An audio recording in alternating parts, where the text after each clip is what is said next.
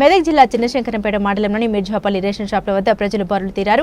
రాష్ట్ర ప్రభుత్వం 3 నెలల రేషన్ బియ్యం ఒకేసారి పంపిణీ చేస్తున్న నేపథ్యంలో మంగళవారం ఉదయం 8 గంటల నుండి ప్రజలు రేషన్ బియ్యం కోసం బారులు తీరి కనిపించారు.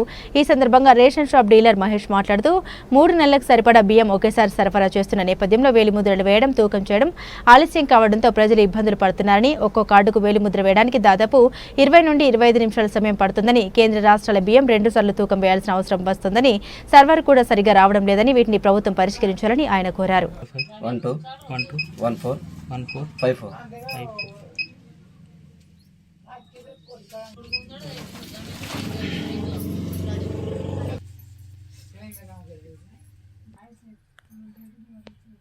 25 ఎక్కడి నుంచి 25 మహేష్ శంకరంపేట మండల్ గ్రామం మిర్జాపల్లి రేషన్ డీలర్ను.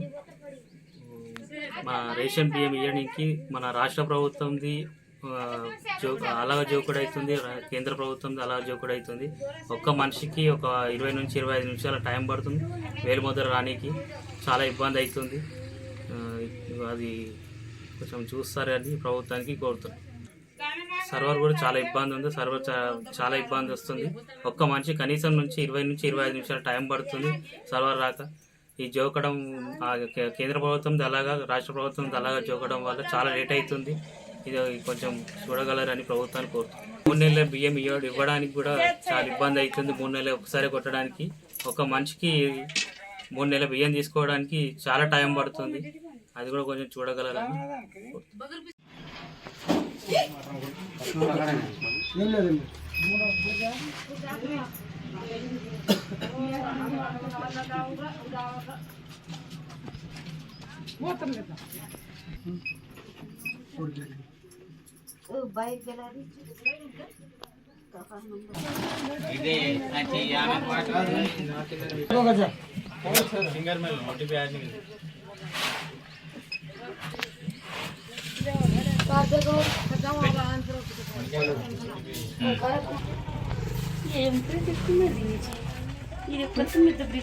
दीदी ना देखो सर ती कार्ड